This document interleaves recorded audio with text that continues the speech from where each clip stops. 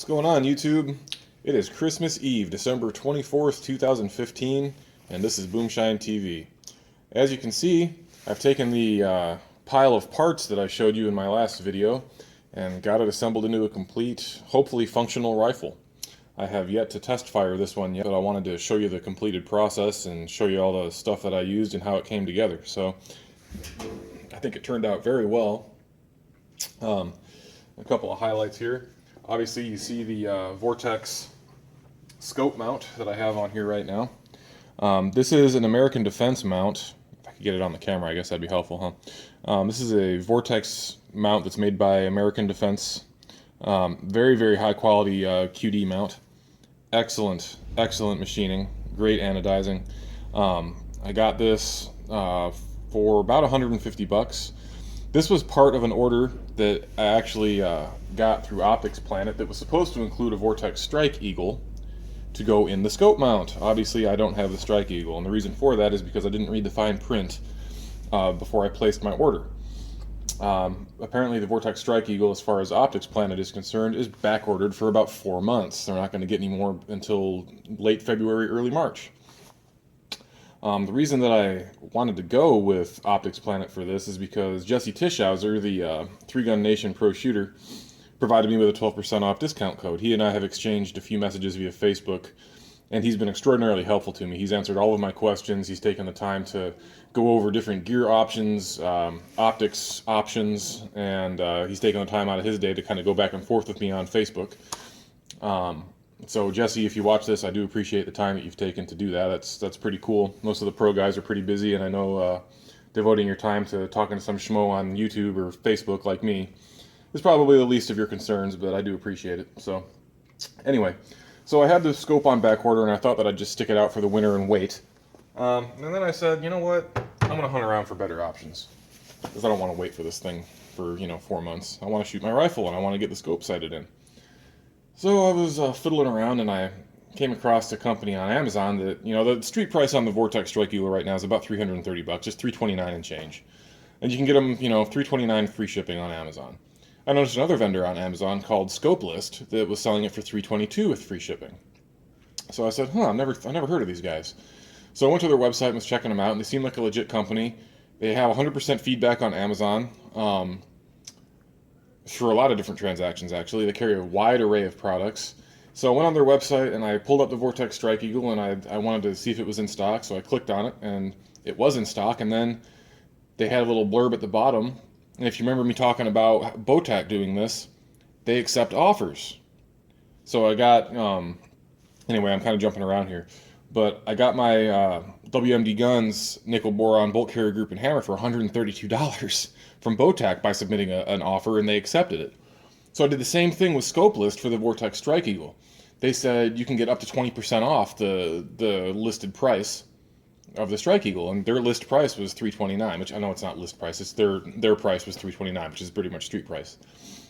But I said, all right, well, 20% of that's about 60 bucks, so I threw in an offer for $270. They came back with an offer for $297 with free shipping.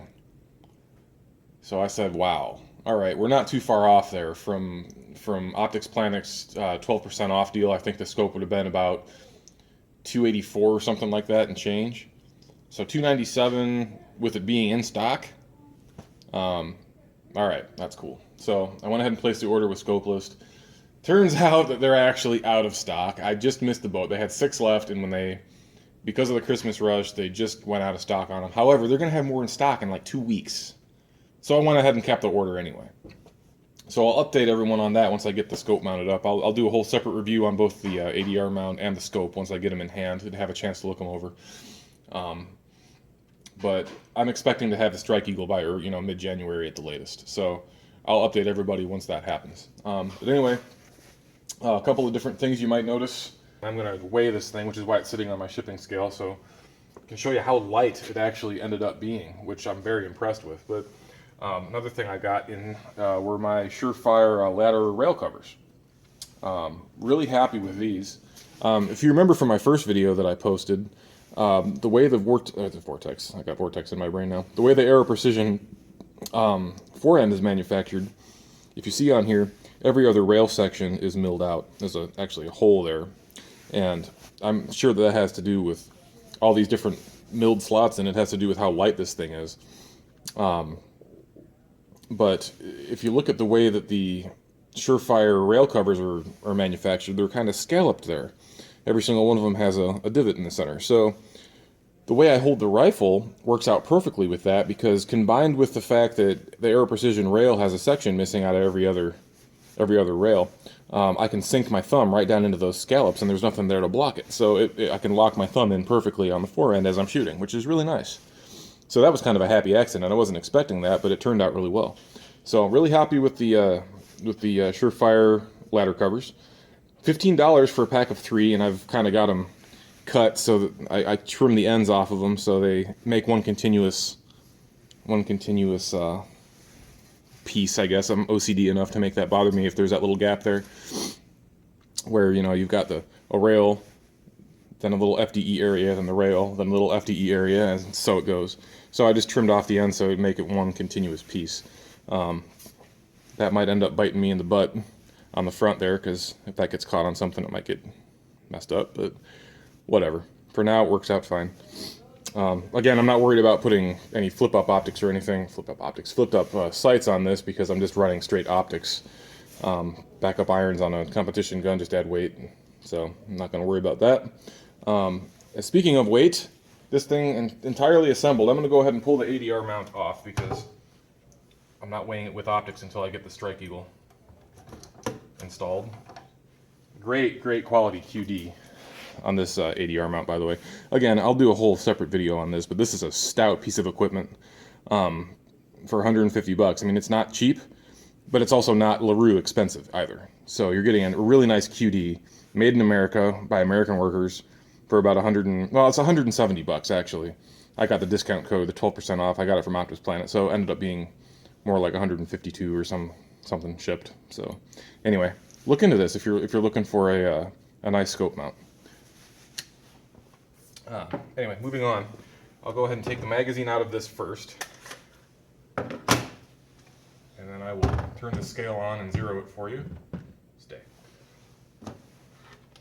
Again, this is just my shipping scale that I use for UPS. You know, it's just a shipping and receiving scale. It's not terribly accurate. Excuse me.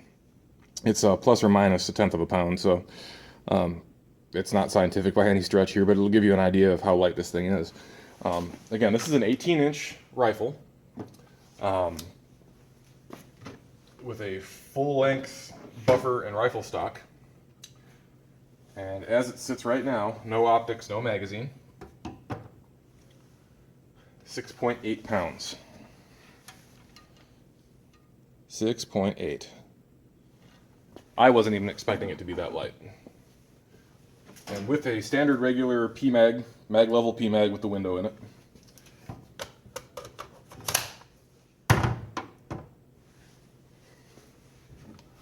Just barely 7.1. It kind of teeters between 7.0 and 7.1.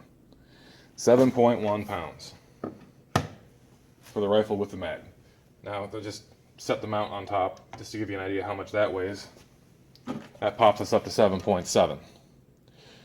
With the mount, no scope. Now, just for comparison's sake, a basic Stag 3G with a collapsible stock. That's Stag's 18-inch competition rifle. That, on their website, the specs show that weighs 7.8 pounds.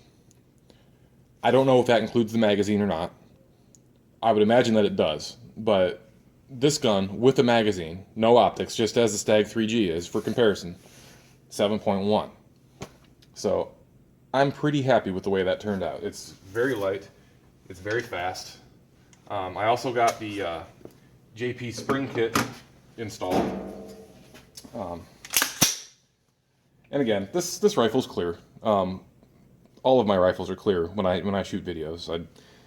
I guess I was a firearms instructor previously, and I don't feel the need to say that to everybody when I'm shooting videos. I guess I need to work on that. I know that safety is important. It's just YouTube is a new thing for me. I know that all of my weapons are safe, so I don't think about saying that to the camera, but of course, all of my guns are clear and safe when I'm shooting videos, just so you guys know. I'm not stupid.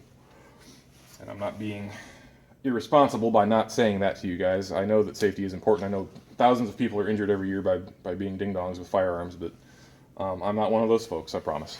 Anyway, we got the Nibex bolt carrier group from WMD Guns and the matching hammer. And if you look down in there, you can kind of see the green tint of the springs, but that's the JP spring kit. And this is a basic Daniel Defense lower parts kit with the Nibex bolt carrier group from WMD Guns and the JP competition spring kit. So I do have my trigger pull gauge here. And from my initial measurements, it's floating between 4.5 and 5 pounds on general use. So I'll see if I can get a couple of quick measurements here. The center of the trigger. That was right at 5 pounds. And that was probably mostly my fault because I was pulling at kind of a hokey angle. It'll focus. Come on, camera.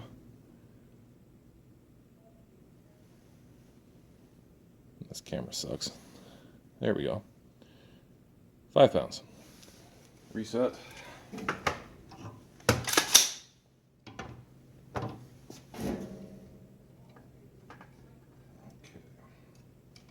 Come on.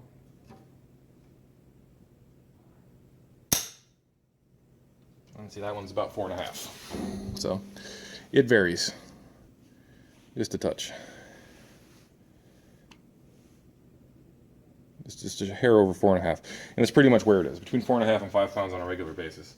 But there is very little creep, very little over travel. It's a very, very nice trigger. Here's your reset. Very quick reset. Very clean break. For a stock mil-spec trigger, Daniel Defense got it right. Daniel Defense combined with the JP spring kit, this thing is a rock star. I don't think, again, I haven't shot this particular gun yet, but just based on the trigger feel and the thousands of rounds that I've shot through AR15s over the years, I can tell that this is going to be very, very fast. So I'm looking forward to taking this thing out and running some rounds down range. And I actually just found out that local to me, there is a indoor range that accepts rifle. It's very short. I think it's only 25 yards or so. But it'll at least allow me to function test this thing and get some rounds through it. So I can post an update video for you guys after the first of the year, once I get all that done. So anyway, that's where it's at right now. 6.8 pounds as it sits, 7.1 with a regular old empty PMag. Light, fast, great trigger. Hoping that the optics get here soon so I can get those mounted up and show you guys. But I'm really happy with the way this turned out. Yeah, sorry it took me so long to post the update, but here it is. I'll go ahead and get this processed and hopefully posted for you guys tonight, so you all can watch it on Christmas Day when you get bored after opening all your presents and vegging out on food. So anyway, thank you guys for watching. Have a Merry Christmas. And if Christmas ain't your thing, celebrate however you want. Do your thing, man. Thanks for watching, guys. Have a safe holiday season, and we'll see you next time. Take care.